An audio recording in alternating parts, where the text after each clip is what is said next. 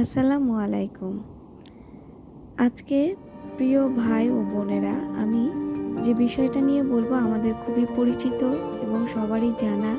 তারপরও আমরা একটু সাম্যক ধারণা নিয়ে আসছি, যেটা আমরা একটু আলোচনা করব, সবার মধ্যে শেয়ার করব। সেটা হলো প্যারেন্টিং।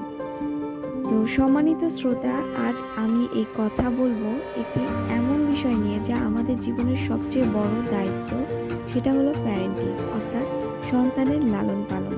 সন্তান আল্লাহর পক্ষ থেকে আমাদের দেওয়া এক মহান আমানত। এই আমানত সঠিকভাবে পালন করাই আমাদের সবচেয়ে বড় দায়িত্ব ও ফজিলত।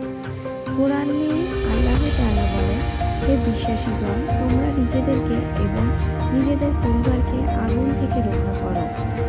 অর্থাৎ নিজের সন্তানের জন্য আমরা দায়ী। তাদের কেবল দুনিয়ার সফল করাই নয়, আখিরাতেও তাদের সঠিক পথ দেখানো আমাদের কর্তব্য। একজন পিতামাতা হিসেবে আমাদের কর্তব্য হলো সন্তানের দ্বীনের শিক্ষা দেওয়া। তাদের ছোটবেলা থেকে নামাজ, কোরআন ও মহান রাসূলুল্লাহ সাল্লাল্লাহু আলাইহি সাল্লামের সেরা নৈতিক মূল্যবোধ শেখানো জরুরি। দ্বিতীয় হলো ভালো আচরণ এবং ধৈর্যের মাধ্যমে আদর্শ হওয়া। শিশুরা দেখে শিখে, তাই আমাদের নিজের আচরণ ভালো রাখতে হবে। সদাচরণ, আন্তরিকতা, সহিষ্ণুতা তাদের কাছে প্রতিচ্ছবি হবে। ভালোবাসা ও স্নেহের দিয়ে তাদের বড় করা। সন্তানের প্রতি দয়া ও ভালোবাসা কখনো কমিয়ে রাখা চলবে না। কঠোরতা দরকার হলেও সেটি হবে সদয় ও ন্যায়সঙ্গত। দৈনন্দিন জীবনে তাদের সঙ্গে সময় কাটানো, শিক্ষা ও খেলাধুলার পাশাপাশি তাদের সঙ্গে সময় কাটিয়ে তাদের মন জয় করা অত্যন্ত জরুরি।